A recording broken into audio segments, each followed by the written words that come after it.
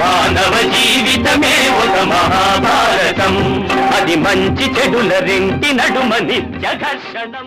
మాతృదేవోభవ. అల్లాడించితి నిన్ను గర్భమునా, నేను అల్లారు ముద్దంచు నీవు ఎల్లల్లేని మమత్వ భావమున, నన్ను ఇన్నేండ్లకు బెంచవే అల్లా అల్లా.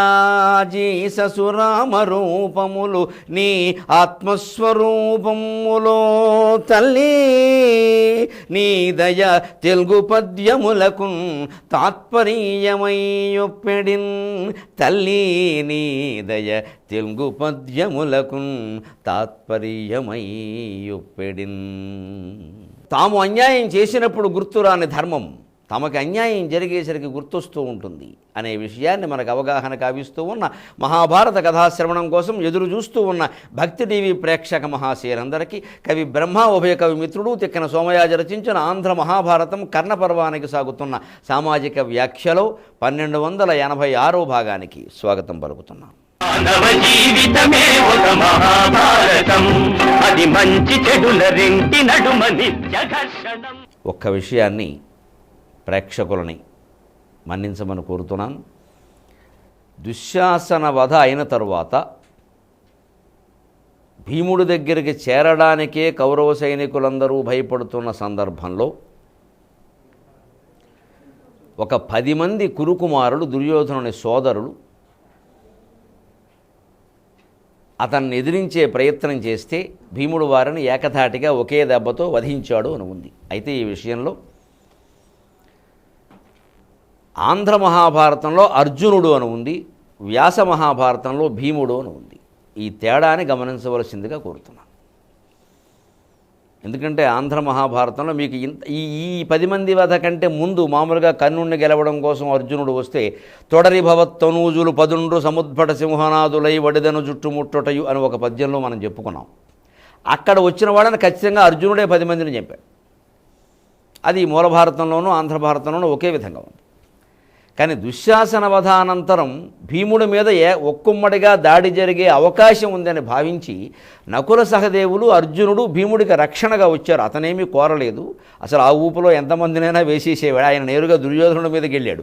ఆయన అక్కడి నుంచి వెళ్ళిపోయాడు, అది వేరే విషయం. కానీ వాళ్ళ అన్నదమ్ములు, వాళ్ళ భయం వాళ్ళకు ఉంటుంది కాబట్టి ఇంత సంక్షోభంలో ఉన్నాడు మనవాడు, ఇలాంటి వాడిని వదిలిపెడతారా, వాళ్ళు ఏదో వచ్చేస్తారు, అందుకని మనం రక్షణగా వెళ్ళాలని అర్జునుడు మిగిలిన 2 నకుల సహదేవులు వెళ్ళినట్టుగాను ఆ వచ్చినటువంటి కవచి, నిషంగి, పాశి, ధనుర్గ్రహుడు, ఏదో అలోలుపుడు మొదలైన వాళ్ళని అర్జునుడు చంపినట్టుగా ఆంధ్ర భారతంలో ఉంది.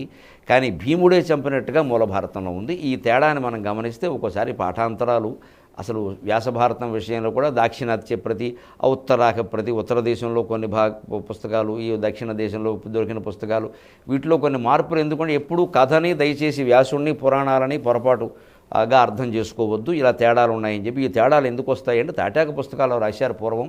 అవేవో చూరుల్లో పెట్టేవారు, తొండపెట్టిలో పెట్టేవారు, వానకి చివికిపోయేవి, చీకిపోయేవి, దెబ్బతినేవి, శిథిలమైపోయేవి.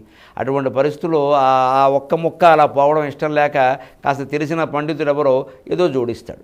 అక్కడ అటువంటి చోట ఏదో భీమశబ్దం అక్కడ కనపడకపోతే భీమశబ్దానికి బదులు బీభత్సహ అని పెట్టాడు అనుకోండి, అర్జునుడు అవుతాడు. అందుకని అలాంటి తేడాలు రావడం వల్లే పాఠాంతరాలు సాధారణంగా ఏర్పడతాయి. ఎప్పట్లో అచ్చు పుస్తకాలు ఈ సాంకేతికత అంటూ ఉంటే అవి జరిగే విషయాలు కావు. అంచేతనం ఇది ఒక్క విషయం దృష్టిలో పెట్టుకొని ఇప్పుడు నవ్వుల గంటిగాక అది నాకు నశక్యమే. బావా ఏదో నవ్వడానికి అన్నానయ్యా, ఒక్కోసారి మనసులో అనిపిస్తుంది చూడు, బాగా ఆత్మీయులైన వాళ్ళని నేను పోతే ఏమవుతుంది, నేను పోతే ఏం చేస్తావు, నేను పోతే ఏం చేస్తావు అని అడగాలనిపిస్తుంది. అందుకని నేను అడిగాను. అంతేగాని అసలు నేను ఓడిపోతానని నేను అనుకోవడం లేదు ఎక్కడ. అసలు నేను గెలిచి తీరతాను. నువ్వు రథంలో ఉండాక నేను గెలవకపోవడం ఏమిటి?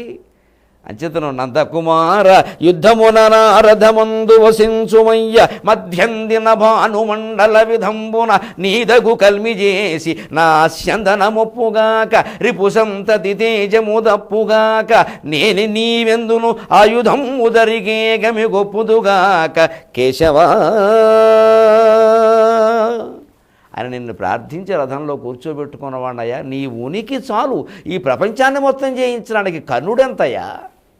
నవ్వుల గంటిగాక అది నాకు నశక్యమే కర్ణశంయులన్ క్రొవ్వడగించుట ఏ ద్రుపదు కూతురు కొల్వున పడ్డ పాటులన్ నెవ్వగ పొందుచున్ సమయనిష్ఠనడంగితి గాని ద్రుపదు కూతురు కొల్వున పడ్డ పాటులన్ నెవ్వగ పొందుచున్ సమయనిష్ఠనడంగితి గాని ఇంక నా మువ్వురు భూని వచ్చినను ముట్టెదా కర్ణుని నిలబెట్టేదన్. దీనికి సంతోషించాడు కృష్ణుడు. భళా అర్జున, వీరుడు ఉండాల్సిన ఉత్సాహం అదయ్యా, నీరుడు గారిపోతామేమిటి వీరుడివి? అలా ఉండకూడదు నాయన, ధైర్యంగా ఉండు. యుద్ధం చేయవలసింది నువ్వు, మేము ఎవరమైనా పక్కవాళ్ళమే. ఆశీర్వదించేవారు, అభినందించేవారు అందరూ పక్కవారే. అసలు చేయాల్సిన యుద్ధం నీది. రోగాన్ని రోగి ఎదుర్కోవాలి, పక్కవాళ్ళు ఏమి ఎదుర్కొంటారండి? 4 మాటలు చెబుతారు కానీ మనోధైర్యం ఆ రోగికి ఉండాలి. కష్టాన్ని నిజంగా కష్టం ఎవరికి వచ్చిందో ఆ శరీరం ఏ శరీరానికి వచ్చిందో ఆ శరీరంలో ఉన్న జీవుడే ఎదుర్కోవాలి. సొంత కుమారుడు కష్టాన్ని కూడా మానసికమైతే 4 మాటలు చెప్పగలం కానీ మనమేం ఎదుర్కోలేం కదా. అంచేత ఎదుర్కోవలసింది నువ్వు. సరిగ్గా దీన్నే వివేక చూడమణిలో వేదాంతానికి అన్వయిస్తారు శంకరాచార్య. మన కొంత అప్పు ఉందనుకోండి, మన కుమారులో మన కుమార్తెలో ఎవరో తీర్చేసి నాన్నగారు మీ భారం మేము తగ్గించామంటారు. కానీ మనకు ఏదైనా రోగం వస్తే మీ రోగం మేము మీదేసుకున్నామనే వాడు ఉన్నాడండి.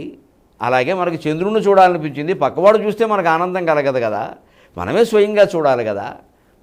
అలాగే మనకు ఆకలి వేసింది, మనం అన్నం తింటే మనం ఆకలి తీరుతుంది కానీ నాన్నగారు మీ బదులు మేము అన్నం తింటామండి మీరు తినలేకుండా ఉన్నారు అంటే కుదురుతుందా? మన ఆకలి తీరుతుందా? అంటే ఆకలి తీరడానికి అప్పులు తీరడానికి భేదం ఉంది కదా. మన అప్పులు వేరేవారు తీర్చొచ్చు కానీ మన ఆకలి వారు వేరేవారు తింటే తీరుతుందా? మనమే తినాలి. ఇది వేదాంతానికి అన్వయిస్తారు వివేక చూడమణిలో. మానవ జీవితమే ఒక మహాభారతం, అది మంచి చెడుల రెంటి నడుమ నిత్య